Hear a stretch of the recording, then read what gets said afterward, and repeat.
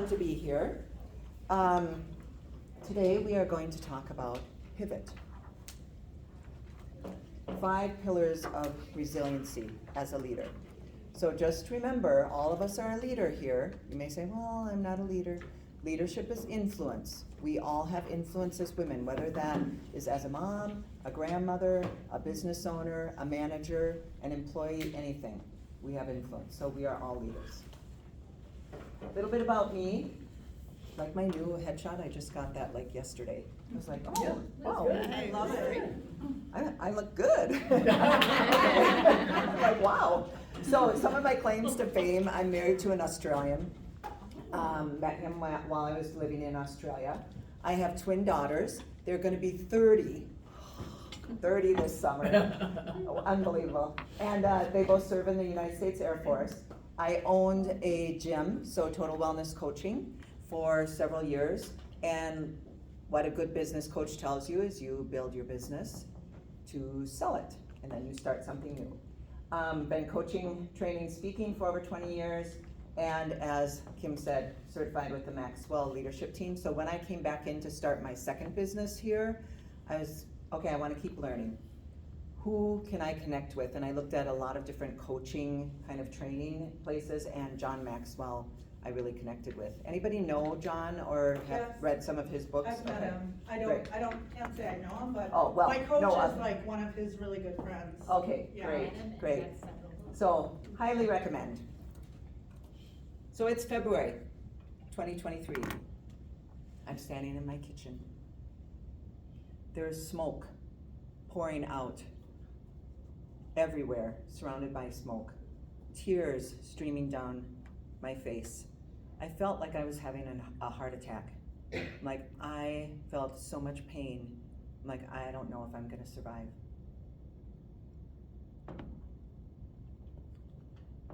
I found out in February that my daughter, who was married for 1 year, that her husband decided that he is still in love with his ex-wife. So I walked through a divorce with my daughter at that time, and I also lost my 3 grandchildren. Because the husband had the 3 grandchildren, I never called them my step, they were my grandchildren. So lost those in February 2023. And the biggest thing that I lost, besides all that, is, okay, how many moms here who have a daughter, who has a daughter? You dream when that daughter is born, oh, can hardly wait till they grow up, and we can go shopping together, and we can work out together, and we can have tea parties together, go out for coffee, lunch, and then both my daughters join the Air Force. So I see them maybe every 12 months. One of them right now, it's gonna be 18 months when they're too far away. So that dream, Danielle and I, we had been talking, she was gonna live 10 minutes from my house. And we had been dreaming about that too. And that was a huge crushing blow, having that dream crushed that day. Hear the song Burn the Ships by King and Country? Anybody familiar with that? So that was the song playing that day as I was standing over the counter. And I will tell you the smoke was from burning a family picture. Actually, that family picture over on the right, as kind of like a mini funeral of forgiveness. Do not burn a picture inside your house in February because it's really stinky. I could not. So that's something you want to do outside if you ever decide to do a mini funeral. But this song was so powerful, and I'm not going to play it because it will probably make me cry, but the whole point is burning the ships. It's kind of based off Cortez back in the 1500s when he came to the Americas. This is how the legend speaks, that he said, burn the ships. Why? Because now there's no retreat. There's no going back. There's no going back to the past, you can only move forward. And that actually helped them to be able to be very successful there. And so the same kind of idea here, stepping into a new day, don't look back. And that was so powerful because I was stuck at that point in grief. Now, it's not that we don't need to grieve, so we still need to grieve, but at some point we need to move forward. Resiliency is built through adversity. Do you like that statement? Doggone it. Really? Can I not just grow through smooth sailing? Wouldn't that be nice? Everything's wonderful. and I'm growing. No. We grow through the hard stuff, doggone it. And we do. But we always have a choice. When something hard happens, how are we going to choose to think of that? And those are some of the points what I'm going to be sharing today, some of my growth process through this whole thing in the last couple years. Zig Ziglar, it's not what happens to you that determines how far you will go in life, but how are you going to handle what happens to you? Basketball players in here, anyone? Oh, okay. Well, let me give you a little basketball lesson. So in basketball, you have a thing called pivot. So you might see this if you had any children, grandchildren. So you're holding on. When you pivot, you have to keep one foot planted. And you can move to be able to see who you can pass to. All right? Because usually when you stop with the ball, you have 2 or 3 people on top of you and you can't get anywhere. So you have to kind of pivot to find. So at this point, at some point on my journey, I kind of had a vision of, because there I was just stuck in my grief. And actually at that same time, I lost my job in that February. And I was like there knocking. Let me in, let me in, let me in! This one locked door in front of me. Stuck in the past, all I needed to do was pivot. Oh, look at all the opportunities that are just behind me. But I can't see them if I'm so stuck on that point. So thinking about when do you need to pivot? So pivot was actually my word. What year is it? 2025. Last year. So that's what we're going to look at. We're going to have a little word for each letter. It's an acronym. So the P is for purpose. On your handout, you will see those. There's a coaching question there we'll be going through. We're not going to take all the time because they're very thought-provoking questions, but I want you to take that home and spend some time processing. So purpose. When the leader has clarity, the team has clarity, and clarity is contagious. If you're not clear about what your purpose is, you're going to flounder. So we need to be super crystal clear. Vision boards are a great thing that we can do to help ourselves be really clear in our purpose. So you can see a couple different vision boards I've done. So that's your typical one. That was my one a year ago. This is my one for this year. Anyone else do the 1 year, or 1 word for a year? Okay. If you don't, I started in 2016. It's been very helpful. So by choosing 1 word, all my goals kind of flow into that 1 word, and it's very interesting. And the word can maybe mean something different, but you can see last year was pivot, this year is abundant. And we actually did that in a vision board workshop. Anybody have a vision board that they are using? Okay, same people who have the 1 word. All right. So really important to have a purpose and have a very strong why. You've all heard people talk about having a strong why, right? So a little story, when I owned the gym, I had one gal, her name was Leslie, and she wanted to lose weight for her son's wedding. And I kept telling her, okay, Leslie, we need to dig deeper. What's your why underneath? Like long-term health, like something bigger and deeper. Oh, I don't want to deal with that poo-poo stuff. Mindset stuff. So I'm like, okay. She looked fabulous at her son's wedding. Lost all the weight, looked great. I saw her like 3 months later, had put it all on plus some. Because basically what happened was she reached her goal, didn't have a deep enough why, so boop, light switch went off. Done. So remember, we need to have a deeper why. And if we're finding that we sometimes get stuck in moving forward in our goals of what we're saying we want to do, circle back and say, okay, what is my purpose? What is my why? Is it not deep enough? Another thing with purpose is that it can be different at different times in life. So when I had my girls, when they were younger, my purpose or priority was to invest in them. So I was doing girls' clubs, all these things. I was asked by the church leaders, would you like to do the nursery? It's only one time every 3 months, like, come on. No, it didn't align. Fast forward, the girls are now in middle school. The girls come to me, Mommy, could we go help out in nursery? Oh, what was my answer? Yes, because now it aligns with my purpose. So sometimes it's not actual the thing, but it's what is happening at that time. So be flexible. So purpose, your coaching question to remember, what is your life purpose and values, and is it crystal clear? I is for ice cream. Eleanor Roosevelt, you wouldn't worry so much about what others think of you if you realize how seldom they do. I will never forget the day that my first coach said, I was so worried about what everybody was thinking about me. Julie, I'm sorry to tell you this, but nobody is thinking about you. I was like, what? And after I got over the shock, I thought, she's right. She's right. Isn't it so true? And yet, how often as women are we spending time and energy, and it drains us because we're trying to get the approval from others and so worried what they're thinking about us. So get over it. They're not thinking about you. Sorry. So she bursted my bubble that day.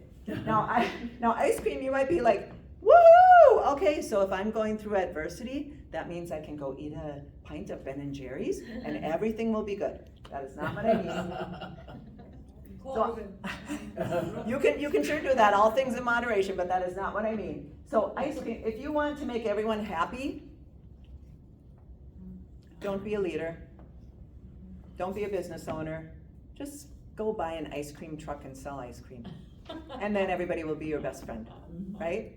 So that's why ice cream, we really want to know that. I had this up on my board as when I was working as a manager, because I thought it was just such a good reminder every day. Okay, remember, I'm not selling ice cream, so it's okay. Somebody may not, like me or like everything I'm doing. People pleasing, kind of talked about that. Any recovering people pleasers, yeah, kind of flows into that same area. So this is one thing I like to share. 10 years ago now, I had kind of a big fallout with my family where I won't go into the whole story, but pretty much didn't do what my mom wanted me to do. I was the only one standing, and so my mom kind of pushed me out of the family, and I was kicked out of the family for like a year. Wasn't even invited to Christmas that year. It was a really hard year. But what happened was I learned about the hula hoop theory. And so with the hula hoop, these are some things to kind of remember as a woman, what are we in control of? Because I don't know about you, but I kind of like to have things happen. Like I make a plan, or I Google how to do something technology-wise. I follow the steps 1, 2, 3. I should get results. No, never works that way. Does not work right. So here, when you think about this, in the middle, 100% control. What do we have 100% control over? Ourselves, that's it. My thoughts, my words, my actions. What else have I got up there? My joy, my peace, my beliefs, my values. That's it. But what about a spouse? Nope, sorry. Adult child? Nope. Friend? Nope. Dog? Nope. Okay? No, nothing. And so I think the sooner that we can realize that, there's such a freedom. Oh, that's right, that's not my responsibility. And for those of you like me who are, okay, we're all American, right? You are oldest child, you are a little bit more maybe type A. All those things work against us because we want to be responsible for everything. And then guess what? Strengths finders, what is my number one strength finder? Strength? Responsibility. So, second hula hoop, second circle, partial. So we have some partial control. So that could be over young children. So you think about the children when they're, 0 to 5. I mean, you can pretty much have some control. You still can't stop them if they're having a temper tantrum, but you can discipline them, right? That kind of thing. Health, we have some control. I was a gym owner. I was in great shape. And then some stupid lady driving backwards hit me with the car, and my whole life changed. And I lost my health that I used to have. So it's in my control, but there are some things outside of my control. Finances, same thing. Political environment, the stock market lately, have you been, hopefully you're not watching it, my husband lets me know every single day. Up, down, just horrible, right? But finances, like I'm in charge of saving, I'm in charge of being good with my finances, but there's some things in the financial world outside, like when I lost my job in February. Okay, I went to my bosses, I proposed, these are some ideas, and they said, nope, thanks very much, you've been wonderful. Bye-bye, see you later. So, just remember this here. I'm gonna show a little example. So I've got a couple volunteers. So Alice and, Kim? If I have to hula hoop. No, you're not gonna hula hoop. So this Good exercise. This is an adult hula hoop that is weighted, and so it works really well for us. Don't just buy the little hula hoop at the store. But if you think about the hula hoop is your boundary, so you can hula hoop if you're one person. Come on in with me. Come on in with me. Okay, a little tight, a little uncomfortable, right? Hello, right? But there's no way we can hula hoop. Okay, go ahead and step out, thank you. So coming back to my family example, I have 5 siblings, my mom and dad. They were all inside my hula hoop. It was pretty squishy. And so when all that happened, even though they were mad at me for fixing things, for organizing things, for doing all that stuff, when I said, oh, excuse me, mom and dad, excuse me, brothers and sister, could you kindly step outside my hula hoop? I am going to establish a healthy boundary here. They were not happy. And thank you, Celeste. They were not happy. In fact, they were angry. That was the year where no one was speaking to me. I wasn't invited to Christmas. My sister called me and said, you missed Thanksgiving. I think you were lying about being sick, blah, blah, blah. So all this stuff. So isn't that interesting? Like people don't want to be inside your hula hoop, but when you set up a boundary, so if you have anybody in your life that you need to set a healthy boundary that you haven't, be ready. Because they probably are not gonna like it because they're not used to it. And it's not what they have been doing with you. So remember that hula hoop, that was life-changing for me, and I have used that in so many areas to help me. So what healthy boundaries do you need to put in place in your life to claim back your joy? You should have relationships in your life that fill you with joy and not drain you. Now I know if it's family, so just saying about my family, I still get together with them, but I'm not over there every weekend like my brother. Just because it drains me. B, victor mindset. So leadership is a mindset that shifts from being a victim to creating results. Any one of us can demonstrate leadership in our work and within our lives. So I'm sure we've all heard about, you have the growth mindset, the fixed mindset. We've also talked about abundant mindset, the scarcity mindset. So this is in that same realm, but looking at victor versus victim. I'm sure we have all been ourselves or have a friend who is living below the line. Now I will tell you, for most of us, what we want to do is 80% or more above the line. So you think when you're living in victory, you're taking ownership for your actions, taking responsibility, you're accountable. Below, blaming, making excuses, denial of what's happening. And I really believe for all of us, I can see where, okay, something bad happens, right? So I will tell you, when my ex-son-in-law first did that, I had some little times down below the line. I was pretty angry at him and mad at him for lying to us and all this, right? But we don't want to stay down there. It's not a happy place to be. We need to get back above. So even think about what is our default. So if I'm coming along, I'm walking. Oh, stupid podium. Isn't that what we first think? You're walking through the house in the dark and you trip on a chair.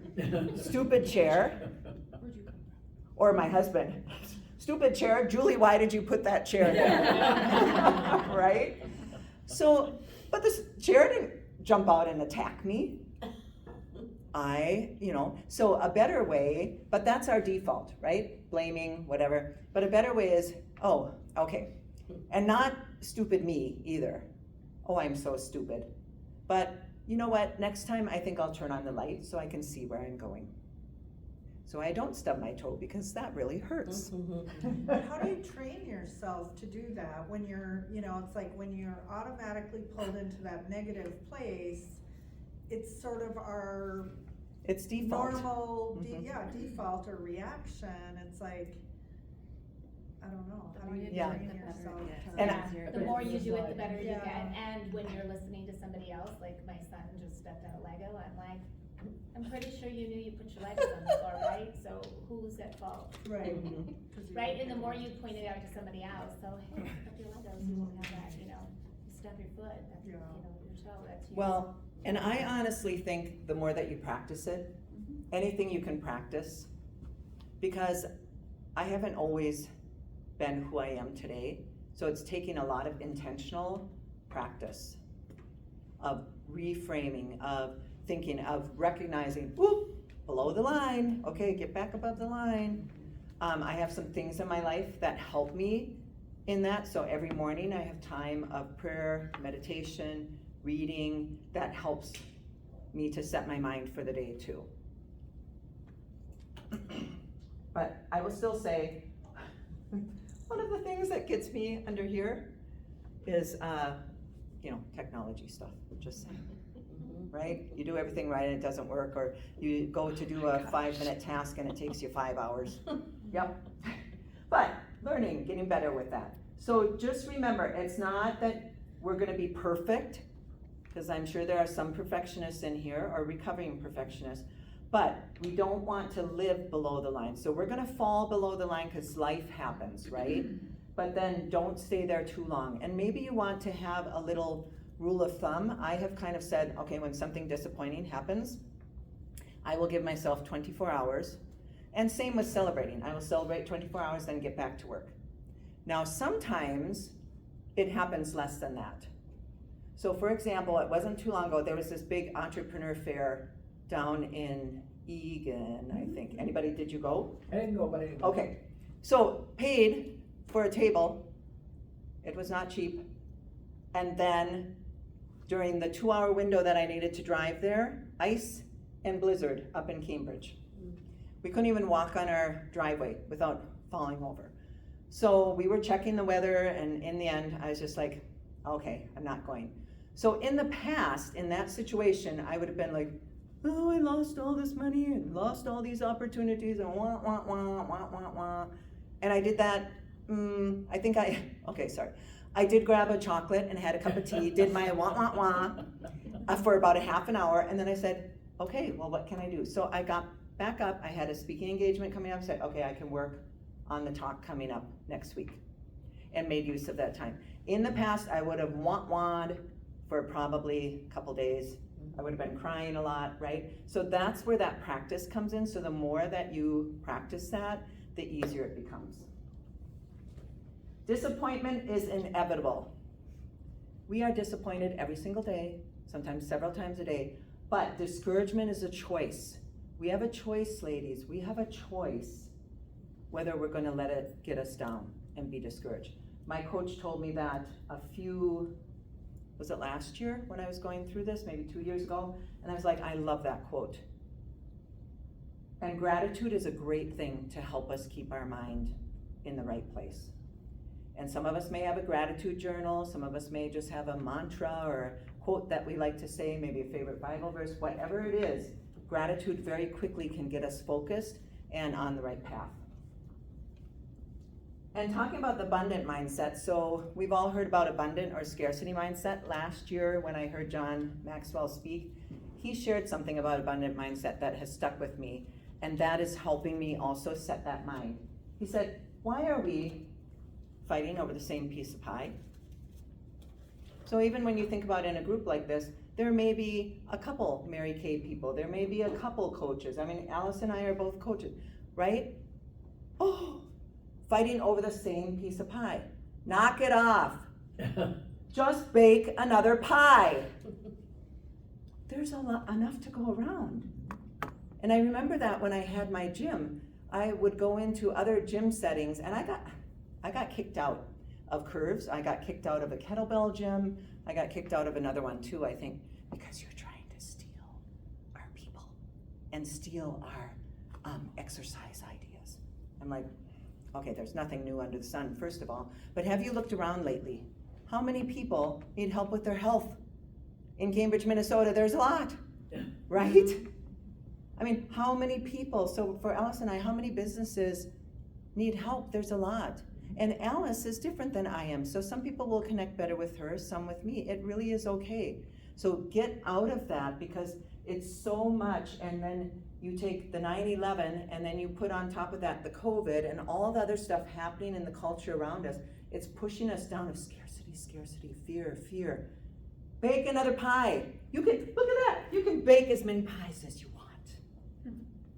Just don't eat them all at one time. Because then you might have to go see Heather. All right, so victim or victor mindset. How will you intentionally invest in your personal and professional growth for the rest of 2025? That's your coaching question to consider. O is for optimism. So before we get to that, let's review. How are we doing? P is for? Victor. P. Purpose. Purpose. I is for? Ice cream. V is for? Victor. Thank you.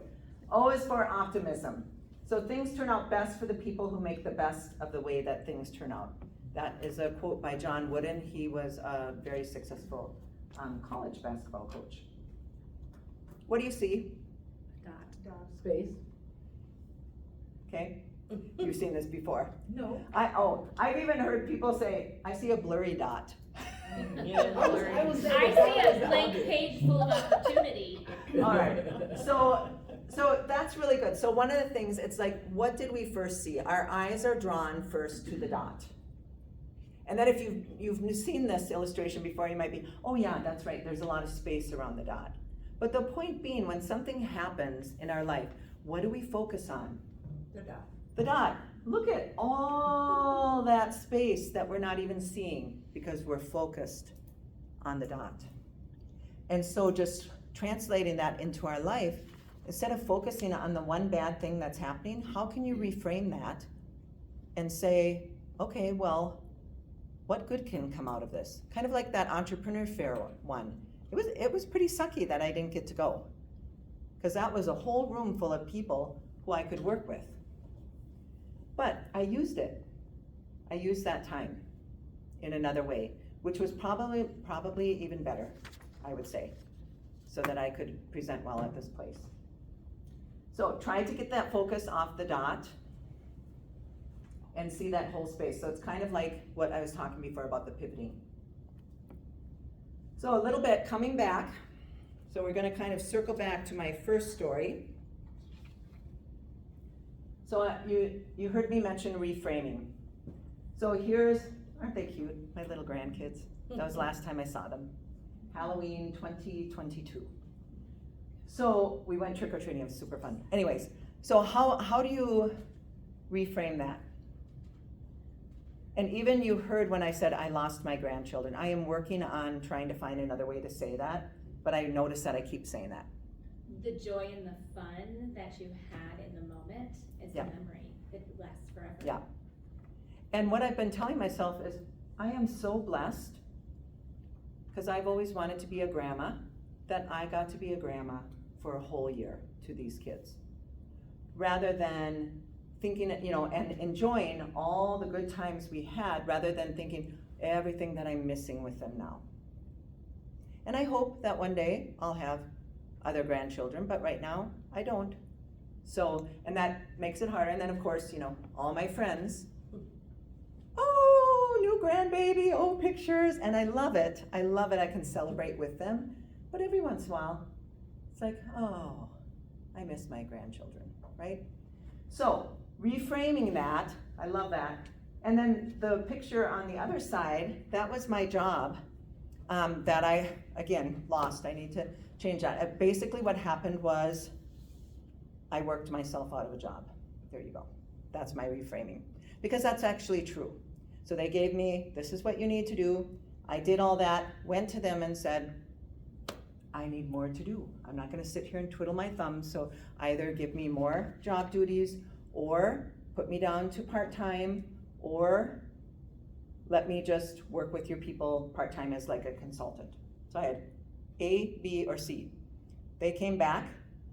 Thank you, Julie, we choose letter D. Thank you for all you did. All the best, toodaloo, bye-bye. I was like, what? That wasn't one of the options. So from that, and just a little bit of background, so it's a husband and wife team. I was hired by the wife. We were on the same page.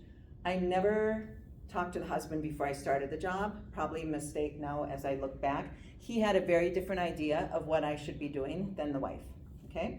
So fast forward, so he was happy. He was happy. He was like, Julie, you did great. Like I had 8 clinics and you made them all profitable. That's all I wanted. I'm like, but okay, but now I can start coaching the leaders and start building them up. No. I just want the profit. So we weren't on the same page, but because of that, at that time, I left there, I was crushed. And I was going into coaching and I had 0 confidence as a coach anymore after coaching for 20 years because of the story that I was telling myself. So I had to reframe, and even my coach helped me. He's like, well, did they say you suck? No, they said, thank you, like I did wonderful. So why are you making up this story that you were a horrible coach and that's why they didn't keep you? Don't make a story, reframe it, and so now it's good. It's good. Now, that wasn't just a one-time happening overnight. So when I say, if you're like, oh, Julie told me to just reframe, well, I did it one time, it didn't work. No, it's every day, sometimes several times a day. So be okay, you might have to keep circling back. So I find personal growth is in layers. Courage, this is Brene Brown. We desperately need more leaders who are committed to courageous, wholehearted leadership and who are self-aware enough to lead from their hearts rather than unevolved leaders who lead from hurt and fear. I'm sure we've all heard hurt people, and it really is true. So take a moment when somebody is hurting you to step back, and instead of that first default of taking it personally, of saying, okay, where are they coming from? So I'll use my mom as an example again, because I've already told you about her. One of the things I've realized, she has a struggle with abandonment, which I've known, because she was abandoned as a 5-year-old from her dad. My dad just had a couple strokes last year. My mom has changed. And I realized a few weeks back, I'm like, oh, she is scared to death that my dad is gonna abandon her. And it's triggering all this abandonment issues. And she has changed how she deals with everybody and basically has shut down. So it's being able to step back and try to see things a little more clear, which is super hard because we all have feelings, and some of us are a little more feeling orientated and a little more sensitive than others. But again, with practice.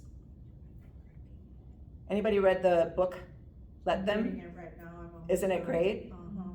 So very good book if you struggle with this at all. Mel Robbins, she does a really good job of talking about this philosophy of how do we let go, or she calls it let them, so let someone else, let them just be them, or letting go of something. And the other side of the coin, but what is your responsibility? Because if we only do the one side of the coin, then it's like, well, let my mom be my mom, that's just fine, I'm not gonna, right? No, that's not, but what is my responsibility as her daughter? And what does that look like for me? And that can be different for all of us. So there's two sides of the coin of letting go, and then what is our responsibility? Remember, what's within our hula hoop? That's our responsibility. But that's a great book. So optimism, what event do you need to reframe, maybe forgive, let go, so you can be free to move forward? So what's making you stuck? Get unstuck. It's not fun being stuck. And actually, the book that I have over there is many different stories from women, all about resiliency in different factors of life. Some are from business, some are from personal. T, tenacity. Many of life's failures are people who did not realize how close they were to success when they gave up. You've all heard the story of Thomas Edison, how many times he tried to invent the light bulb, and he had thousands of failures. Tenacity, don't give up. Consistency compounds. I did not bring an axe because I thought it would be too dangerous as a tool, so just pretend. But if you had a tree in your, you have a whole forest you want to, in your backyard you have 2-3 trees that you want to cut down. If you are consistent every day and doing 5 chops every day, you're gonna get that tree down. It might be in a week, it might be in 6 months, depends how big the tree is. But if you think of that, you can't cut down many trees at once. So what about if in your backyard you have those 3 trees and you go out one day, okay, 5 on this one. Oh, next day, okay, I'm gonna try this one. Next one, right? You're not gonna see any progress. So many times we have too many goals and we're not clear. So focus on one goal, one tree, one goal at a time. Secondly, use the right tool. Have you ever tried to chop down a tree with a baseball bat? Doesn't work very well. What tools do you need?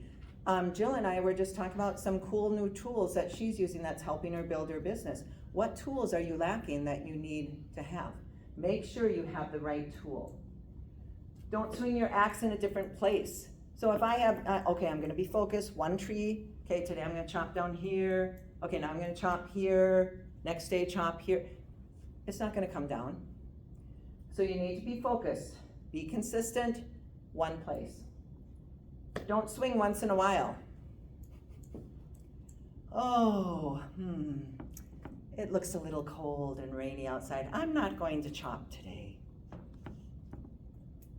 And then it's tomorrow.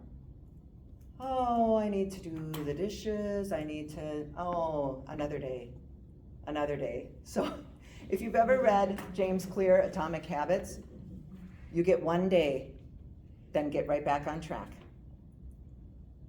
Daily action matters, and it builds. That's where the consistency compounds. You think about health. So if I eat really healthy for a week, and then 51 weeks of the year, all I eat is McDonald's, how healthy am I gonna be? I'm not, because I'm not being consistent, all right? Then number 5, don't stop before the tree falls. I've been chopping for 5 days. I don't see any results. I've been chopping for 6 months. This isn't working. Anybody have those thoughts? I know in the weight loss world, like again, when I owned the gym, it was like, oh, well, I stepped on the scale after 1 week, it didn't budge. That's it, not working. Right? Because we want things right away. And we do. So just being aware. Persistence, don't give up. Don't give up if it's your dream. Because consistency compounds. So your tenacity question, what one small change can you make today? Notice I said today, not tomorrow. That will move you forward toward your goal. And can you commit to being consistent daily for the next 30 days? So choosing a little something. So I'll just use weight loss world again. I'm not gonna say, okay, I wanna lose 50 pounds in 30 days. That's not possible. So be realistic. Something small that you know you can do. Set yourself up for success. And even I can't remember who I was listening to the other day on a book, but it was Finish by John Alcott or something. The book is called Finish, and he talked about setting your goal and then cut it in half. Because then, so if I wanna lose 10 pounds by June, and I lose 8 pounds, how am I gonna feel? Failure. If I say I'm gonna lose 5 pounds and I lose 8 pounds, how will I feel? Wow, I'm the best, I lost 8 and I only had a goal of 5. So think about that when you're setting your goals, right? You can't change your destination overnight, but you can change your direction today.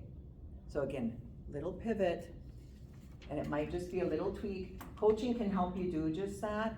So working with a coach for myself personally and also my clients helps with the purpose, helps with clarity.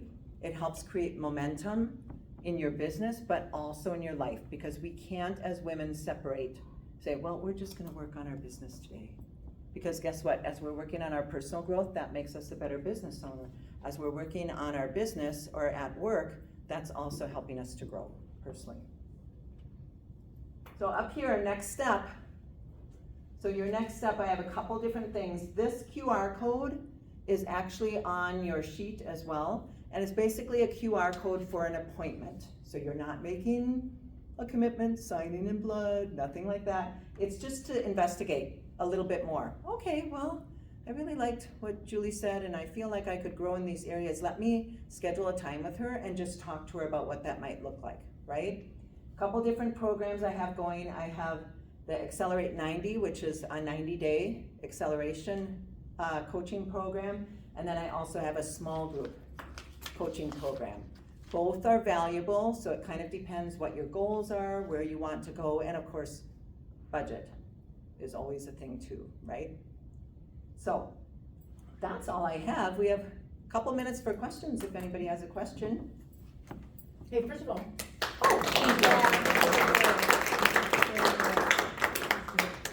you should have been at our meeting on, Oh.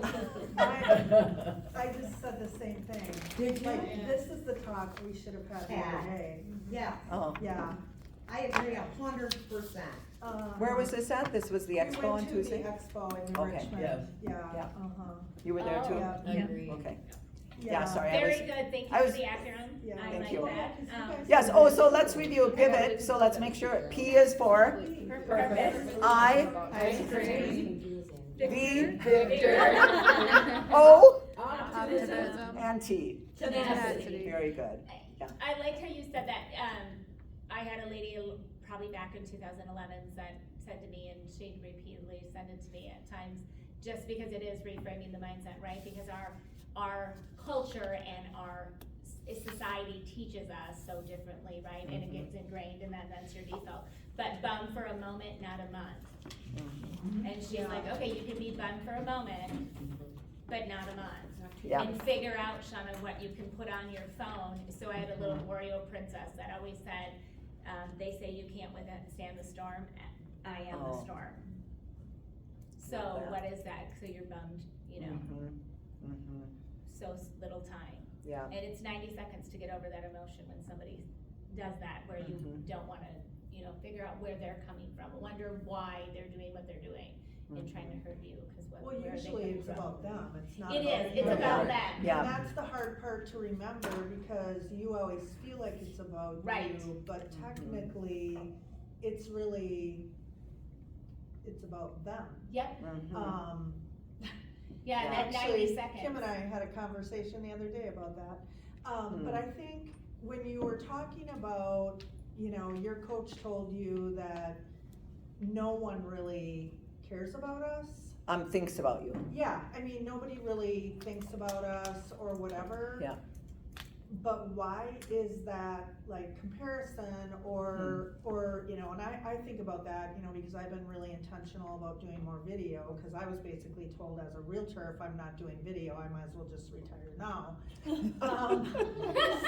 Isn't it interesting? So I'm like, Yeah. okay, I guess I better get my face on video, and I hate every minute of it, but I'm learning to overcome that, but even after a year of having that be my number one, like your slide that says pick one thing and become very laser focused on that, like that is my one thing. I still, every single day, am worried about being judged.